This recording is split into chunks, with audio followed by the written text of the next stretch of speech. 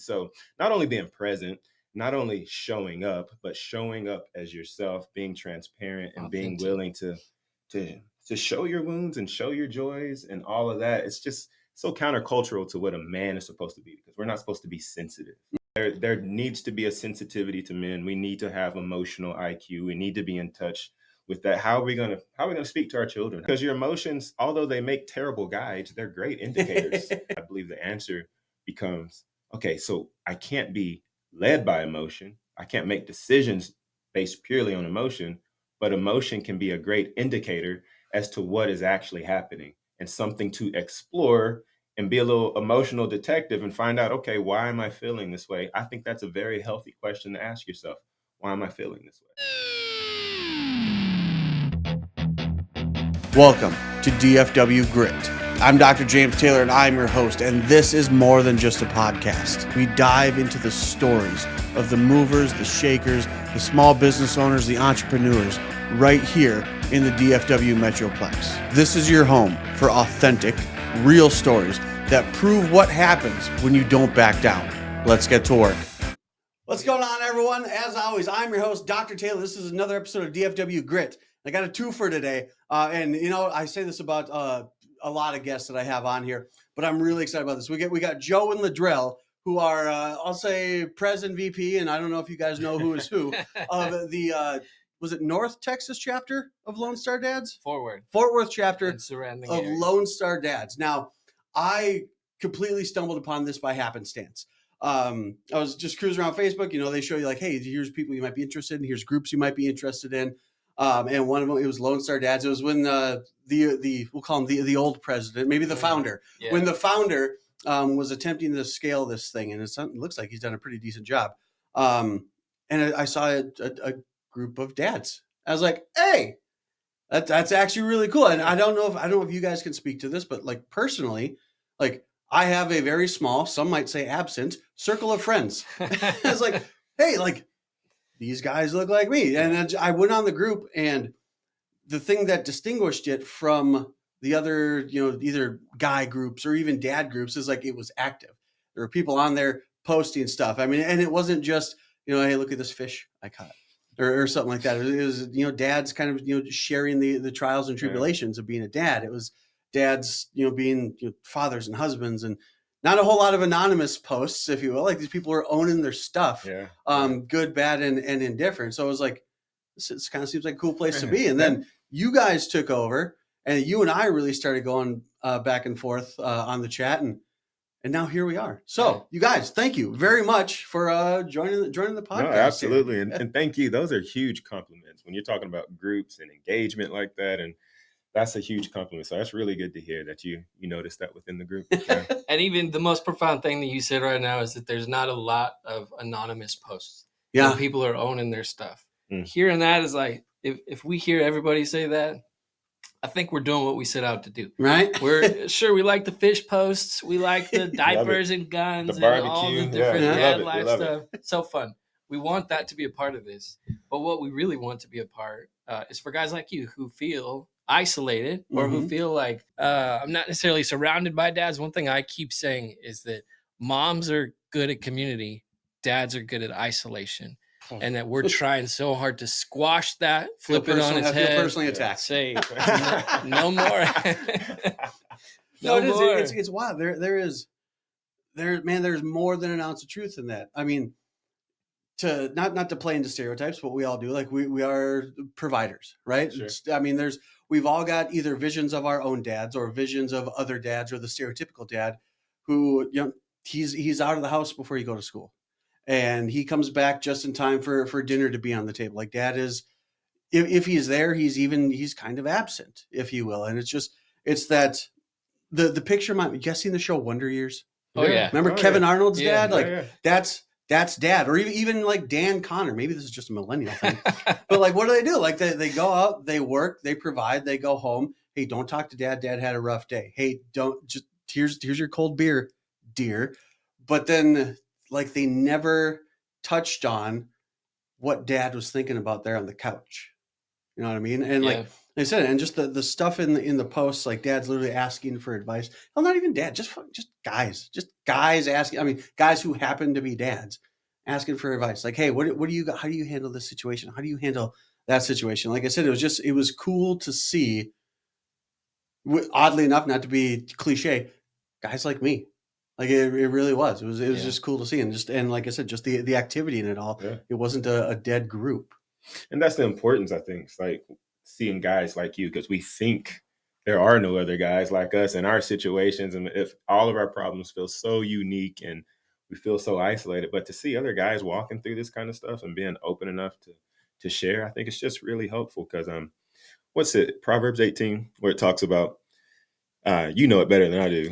The one who isolates himself seeks his own desire and begins to forsake all sound judgment. So isolation, chills, dude. Yeah. So isolation, in the scriptures, it's not a healthy thing. And so connecting with you connecting with us, and we can go through these battles and trials and tribulations of life together. I can't tell you what life would look like without this guy next to me. I mean, did you guys know each other before joining the group? We did. Yeah. We connected on your podcast. My back in the day. Like eight years ago. Yeah. He was the video guy for my podcast. I know you had a podcast. Is it still going? 3, actually. Plug one or all? What? Yeah. Well, they're not active today anymore. But yeah, fun projects. That's how we originally got connected. That's awesome.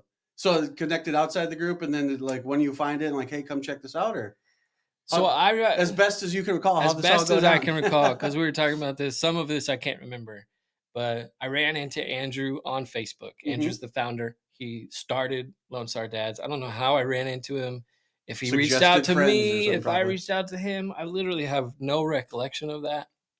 But I remember seeing a video of his, and then looking at his website, and then having a conversation, and then this is my guy. So I was just like, hey, bro, we should look at this thing. We should look at this. And we had another guy that a really close friend of ours, also, that was just like, man, because we always refer to ourselves like, this is what we're already doing. Mm-hmm. Like we see dads struggling.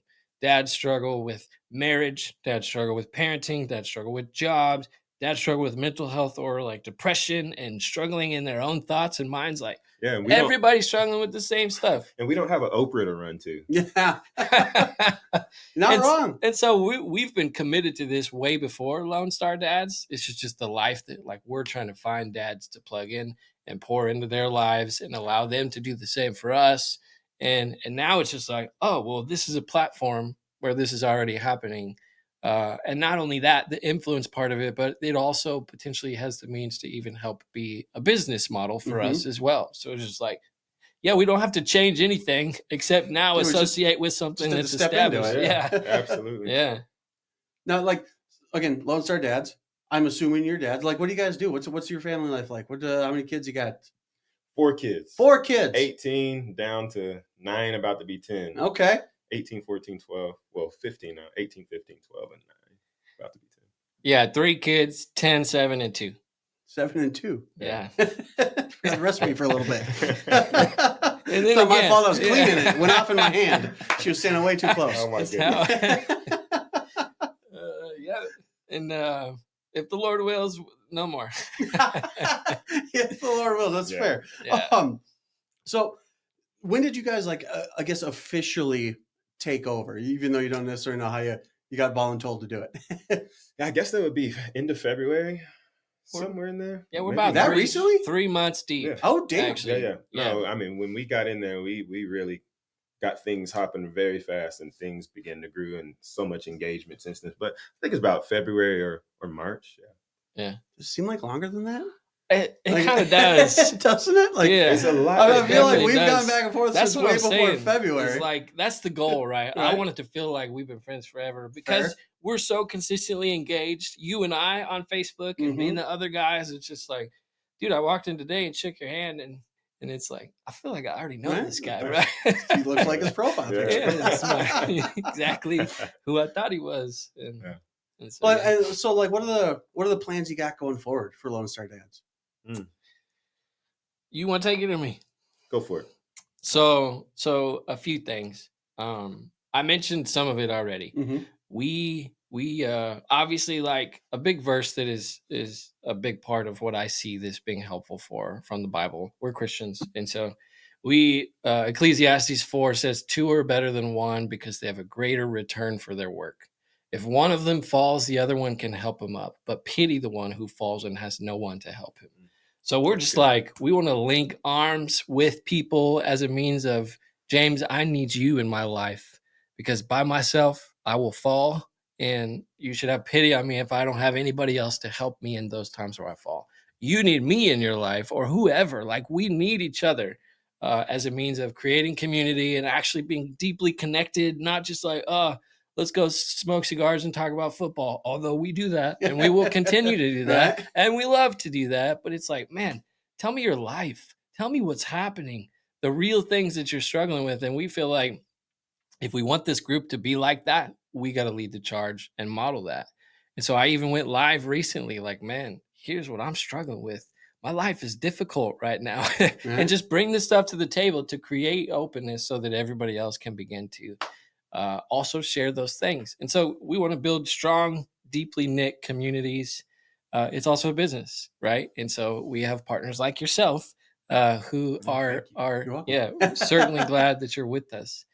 Who are wanting to use this group as a means to even help grow their business, to get connected with other partners, so that you can grow these things and just use this space. And that's a lot of our goal, is like, sure, yeah, there's some financial aspects to it, but we're like, dude, people are engaged in this stuff. Mm-hmm. So why would I not be like, man, if y'all need a chiropractor, everybody go see James. Like, that's mutually helping each other, even beyond some of the stuff that we have, because it just makes sense. Like, that's the type of community that's part of this community, is that, man, we can all help each other even with our businesses. And most dads have some sort of initiative or endeavor or a business or something to where we can just be like, man, get in front of these people. And so that's part of it.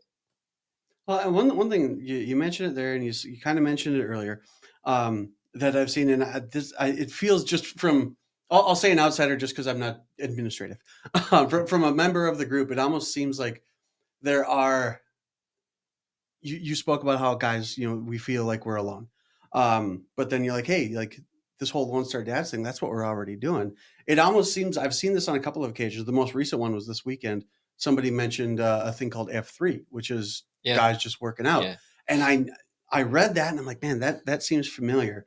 And both based on your story, it almost seems like the stuff that you guys are doing, that there are other dads in the group currently doing that they have small little cohorts or groups, something like they have a better word, resources. They have resources that if you're not, this doesn't mean to sound exclusive, but if you're not in the group, you wouldn't know about it. I remember the guy that posted it, but if I didn't know that guy, I would know that thing. If I wasn't in Lonestar Dads, I would know that dad's workout group exists. So it's interesting just to hear you talk about how you guys kind of ended up in the situation you are because of that type of scenario. And then on more than one occasion in the group, there are other dads that are like, hey, I've got a group of dads that we're always accepting more dads kind of thing. It's almost like, we might not be in total isolation, but we have our small cohort. This small cohort has their thing over here, and this small cohort has their thing over here. Yeah. And this just gives that a greater voice. I'm going to say one more thing, because this came to me earlier and you just kind of brought it up. I feel like you can be absent while still being present. Oh yeah. God damn it, chills again. You can be absent while being present. And that takes place in our home, because like absent father is a problem. But even present fathers can still be absent. Yep. Right. And that's the same thing even with our community. It's like, well, yeah, you can be linked up. You can be linked up with other dudes and have a cohort, if you will, of other guys that you're connected with, while not actually leveraging or even being fully present in that, to where you're able to share, this is what I'm going through, this is what my life looks like, this is where I struggle, this is difficult for me, or also celebrate the real joys, not just the difficult things. Yeah, sure. And just, I don't want to minimize dadhood to just talk about guns and football and beer, right? Even though those are fun things, right? Yeah, it's like, let's do it, but let's actually be fully present to where not only do we know each other, but we're known by each other. Right. And I think another part, just another degree of what you're talking about, is being present but not actually there, is being present but not actually you. So that's the other part of it. It's like you can show up now, but there's this mask on. And that's why we emphasize transparency. No, be honest. Yeah. Be you. When I connect with you, I don't want you to begin to adjust your language because we're Christians. I actually don't want that. Like, be you. Don't be fake. If you cuss. Okay, that's fine. That's where my head went. Whatever. Because I want to get to know you for you. Yeah. And if you happen to stop cussing because of influence that we have, so be it. But man, I want to know James. And so not only being present, not only showing up, but showing up as yourself, being transparent and being willing to show your wounds and show your joys and all of that. It's just so countercultural to what a man is supposed to be, because we're not supposed to be sensitive. And I just think that that's a feat of modern culture that shouldn't be. There needs to be a sensitivity to men. We need to have emotional IQ. We need to be in touch with that. How are we gonna speak to our children? How are we gonna speak to our wives with no emotional IQ? Right. And so this whole idea that men are just rough and rugged and we go out and we slay the elk and we drag it back home and slap it on the table and say, eat. That's a portion of what we do. But I think that men can contribute emotionally a whole lot more than what modern culture would say. Yeah. Well, what do you think that looks like? Like for me, it's so much more natural for me because I've always been very tenderhearted. Since I was a little boy, I've just had a soft heart. And so I could speak to those things accurately about what's inside. What am I feeling? Instead of feeling like I need to just squash that down, that feeling that I'm feeling, just squash it down because men aren't supposed to feel that. How about instead of suppressing that, let's dive into that, because your emotions, although they make terrible guides, they're great indicators, right? If you're led by your emotion, you're typically going to make bad decisions. So what we do is say, okay, no emotion at all. Well, that's not the answer either. I believe the answer becomes, okay, so I can't be led by emotion. I can't make decisions based purely on emotion, but emotion can be a great indicator as to what is actually happening and something to explore and be a little emotional detective and find out, okay, why am I feeling this way? I think that's a very healthy question to ask yourself. Why am I feeling this way? So don't throw the baby out with the bathwater. It's interesting. So as many of these episodes as I've done, there have been a good number of them where the person sitting across from me is sharing something or sharing a story that is wonderfully coincidental to what's going on in my life. And I say that as someone who doesn't believe in coincidences. Like, this is my path has been laid before me. Right. It's just my job to see it. Right. So oddly enough, coincidentally enough, my wife and I have recently had a lot of long talks. Sometimes tense, sometimes not. But for the people that have been following along for a while, this whole place here, this flooded 3 years ago. And as a business owner, because my neighbor's a dentist, he burst a pipe, came all through the building. Oddly enough, on Christmas Day, nonetheless. So I walk in here, there's inches of water everywhere. Wow. The whole place had to be demolished. And I've got 4 people that work for me and a family that depends on me. And my thought was, shit, like this is my income. Now, wonderfully enough, as a chiropractor, I only need these 2 things to work. If I got my hands, I can do work. So I was literally like, I only closed for a week because I had my hands and I had a table. So they were, tearing the drywall, tearing up the carpet and everything. But in that moment, it was, I need to make sure my girls get paid and I need to make sure my bills get paid. And fast forward to, again, past couple of weeks. And like I said, my wife and I have been having these conversations, and I made the realization that at that moment, I closed off. Like, I need to be the leader. I need to be the boss. I need to be stoic. And I told her, hell, just last night, I remember when that happened, and I remember the 3.5 seconds I cried about it. And then, all right, we got to go. Now, good emotion to have in that moment, but I realized I didn't let it go for 3 years. So how was your day today? If it was a crappy day, it was fine.